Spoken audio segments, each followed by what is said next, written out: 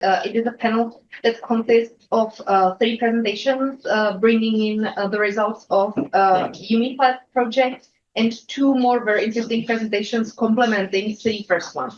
And the first to present is by Adudaki from Charles University with her paper Techno, Pessimistic and Techno-Optimistic Visions of Surveillance and Resistance in Europe. Thank you.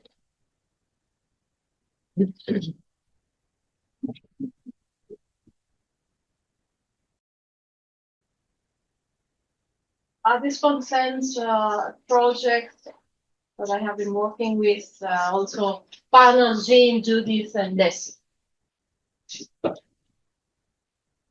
So what we have been studying in this project is people's visions of surveillance and resistance in Europe. We were involved in future scenario development and analysis, and we're interested in examining how actually these visions or resistance reflect assumptions, fears, and hopes about Europe's democratic or undemocratic futures. As concerns the theoretical grounding of the study, it is embedded in the broad field of transdisciplinary of future studies. I think Nico will touch upon that later. Surveillance studies and the debate around techno-pessimism and techno-optimism. For the sake of time, I won't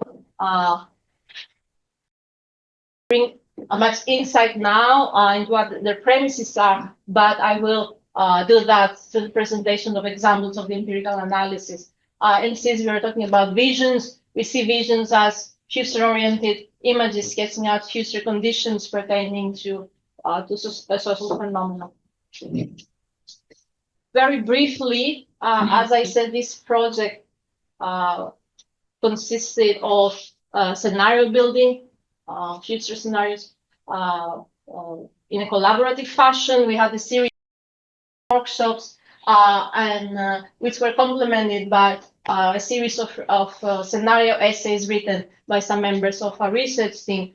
The Delphi method is a way actually to structure communication among groups of people, usually that have some expertise, who can provide solutions to problems or evaluate complex phenomena. In this case, they would propose their visions in relation to surveillance and resistance.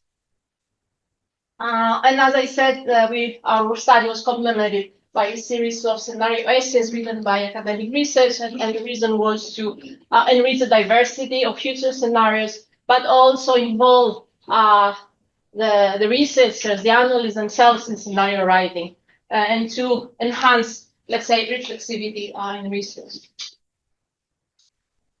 Not to give too much detail, I can briefly say that our scenario constructed through 4 Delphi workshops, 4 Delphi workshops in Sofia, 2 in Sofia and Malta and Rome in 2022-23. Overall, we had 29 expert participants from a diversity of fields, artists, academic journalists, science fiction writers, media producers. And overall, we had future scenarios on surveillance and resistance, 35 coming from the workshops and 4 written by our research team.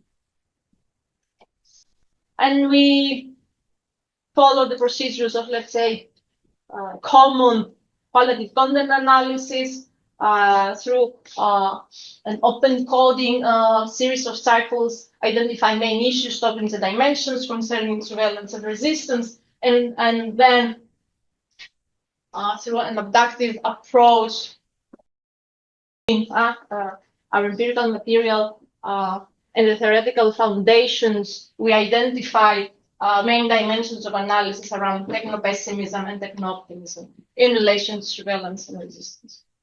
Oops, sorry. So our analysis, I identified practically 3 main visions of surveillance, of resistance, and of Europe, that either by techno-pessimism or techno-optimism.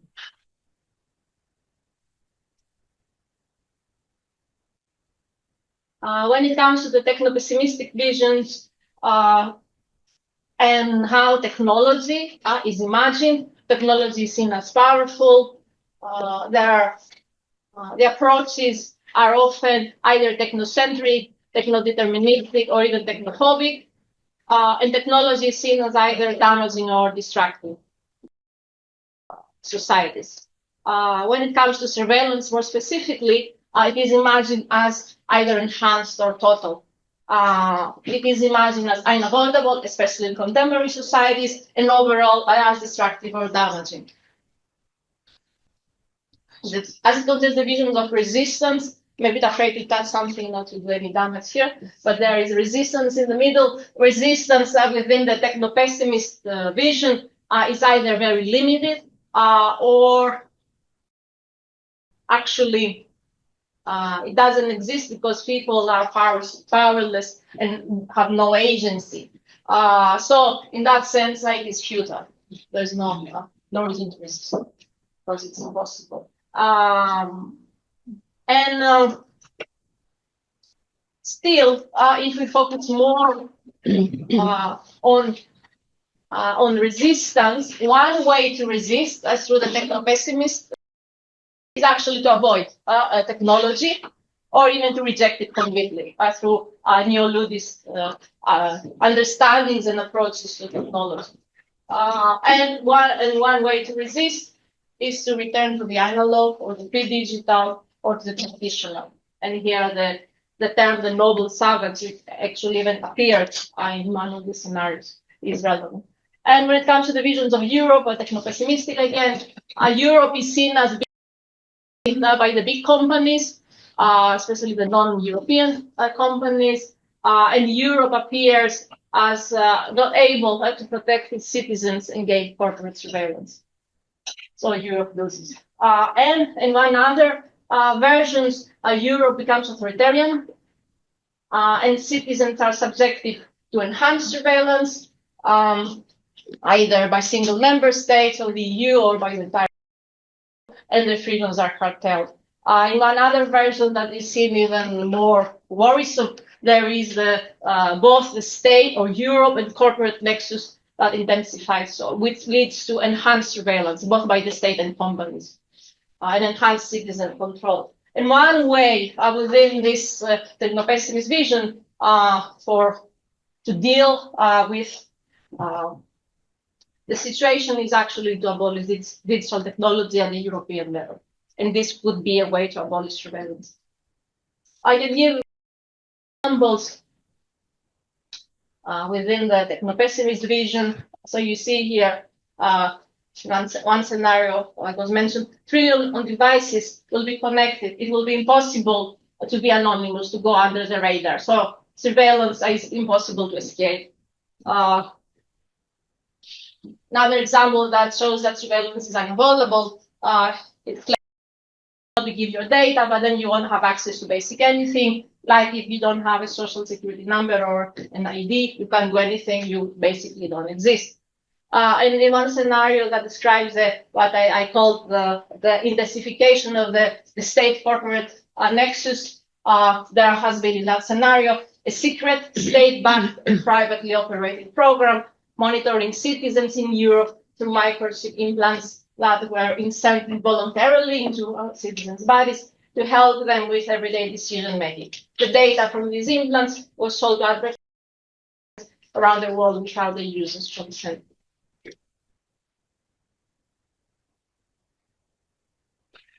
How I'm doing time-wise?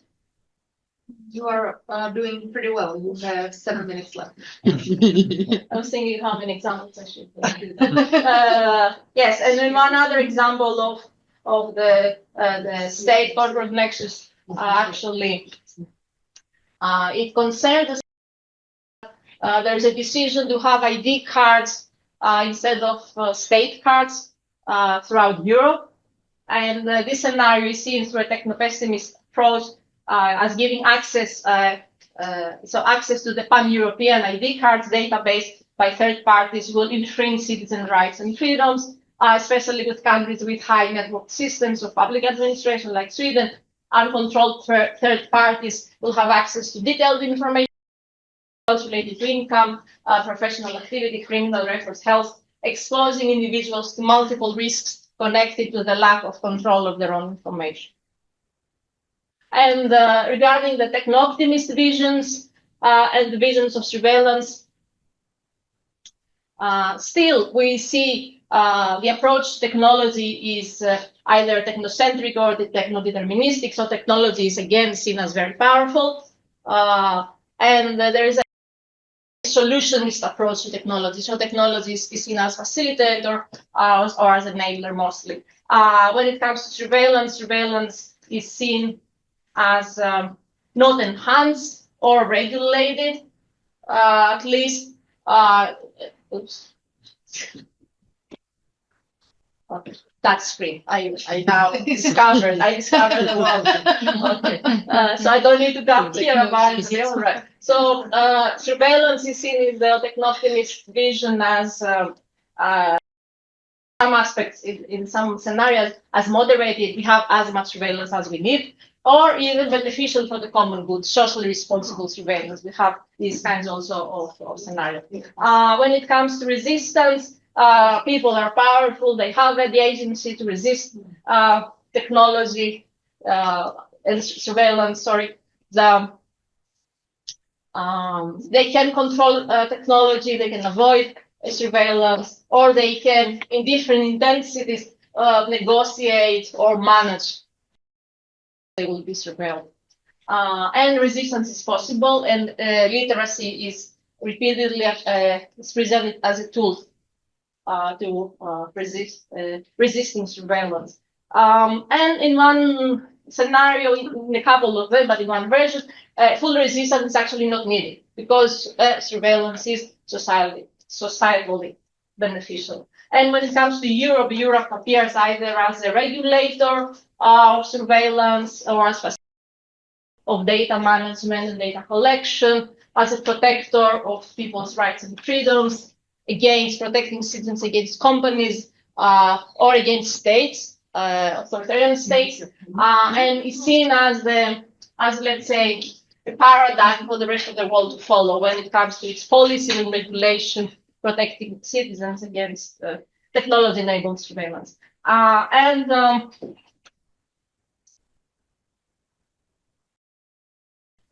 Surveillance actually is regulated based on the rule of law, and when it is regulated and is based on the rule of law, is actually a facilitator of democracy in Europe, strengthening European identity. I will briefly give a couple of examples. So here you have sort of, I think I would say, pragmatist approach of we manage surveillance or we can manage surveillance. There is a compromise made between convenience. It's a recognition that you can never be completely off-grid, but a much greater literacy around the exposure of being on-grid allows you to decide how much of the trade-off you are willing to make. Another example with the logic of we have as much surveillance as we need in societies, or we can have a balanced and completely ethical approach where you only have the surveillance you need, no more, no less. Responsible citizens have voluntarily opt in and opt out. Surveillance harmonized with the governance structure in each society or community. Another couple of examples. Resistance has turned into organized unions, constructing civil engagements, data literacy, participatory design, cooperation, and inclusion. This reflects the socially responsible surveillance. And an example, again, comes from the scenario of the European ID cards, through a techno-optimist vision. Cards appeared as an opportunity for the pan-European citizen for a Europe for all, which will be more inclusive and solidary than the EU. The European cards will allow the European citizens to access services in different European countries, enhance mobility and boost the economy, ease the trauma of the war in Ukraine. In this scenario, very optimistic, the war would have ended in Ukraine. And the broader tensions and conflicts in Europe signifying a pan-European vision. And some concluding remarks.